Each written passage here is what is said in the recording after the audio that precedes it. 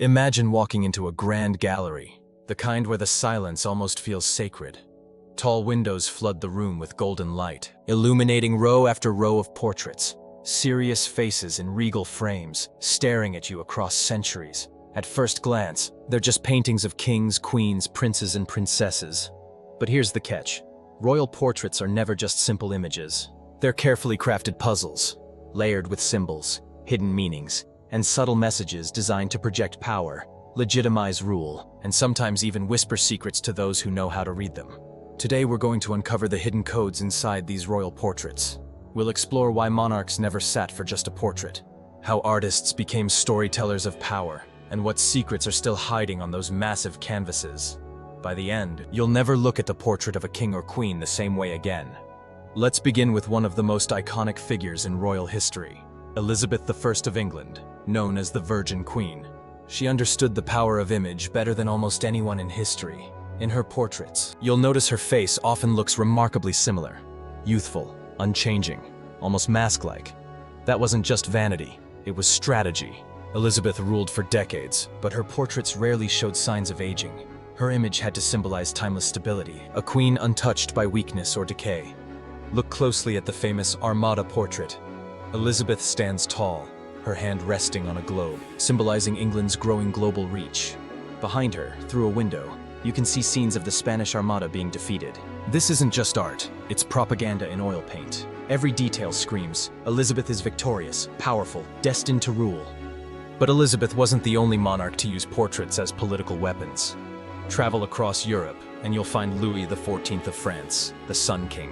In portraits by Hyacinthe Rigaud, Louis appears draped in lavish robes embroidered with fleur-de-lis, standing on a raised platform with a column behind him.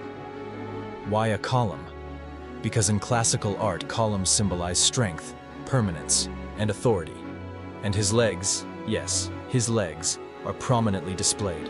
Louis XIV was obsessed with dance, especially ballet, and his strong calves became a symbol of his vitality and control. It might seem like an odd detail to us today, but in his time, showing off his legs was like flashing a royal superpower. Jump forward a century and let's take a look at Catherine the Great of Russia.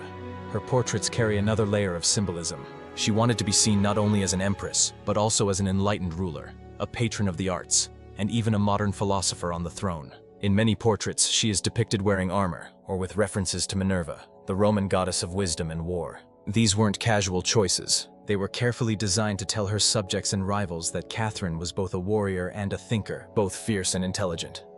And then there's the British monarchy again, with one of the most famous royal images in the world, King George III. His portraits often show him in ermine robes, crowned with heavy jewels, surrounded by lavish settings. But here's the fascinating twist.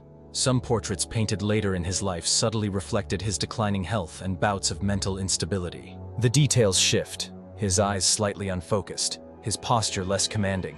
To the casual viewer, it still looked like a grand portrait, but to those in the know, the art revealed a hidden story about a king in decline. Of course, not every royal portrait is about projecting power. Some are about hiding scandals. Take Charles II of England, who was notorious for his many mistresses. His official portraits show him as a majestic, almost aloof figure. But look closer at some of the paintings, and you'll find small nods to his private life. Allegorical figures or carefully chosen backgrounds that hint at fertility, passion, or even secrecy. To the general public, these paintings reinforced his authority. To insiders, they were winks at the king's very human indulgences. Symbols became the secret language of these portraits. A dog at the feet of a queen might symbolize loyalty. A rose held in the hand could signal ties to the House of Tudor. Pearls often symbolized purity, while oranges could point to dynastic marriages with the House of Orange. Every object, every gesture, every angle was part of a visual code. Let's pause and imagine what it would have been like to walk into a royal court in the 16th or 17th century. You step into a glittering hall where a brand new portrait has just been unveiled. Courtiers gather, whispering as they take in the image. They're not just admiring the brushwork, they're decoding the message. Is the king signaling strength against enemies? Is the queen showing her fertility, hinting at heirs to secure the dynasty? Every detail could spark rumors, alliances, or rivalries. And let's not forget how portraits also controlled memory. Henry VIII of England is a perfect example. His portraits, especially those by Hans Holbein, show him as broad-shouldered, fierce-eyed, and towering. The reality? Henry was tall, yes, but by his later years he was obese, plagued by leg ulcers, and far from the powerful image on canvas. But thanks to those portraits, the legend of Henry VIII as a commanding, unstoppable monarch endures even today. Portraits also acted as substitutes for the monarchs themselves.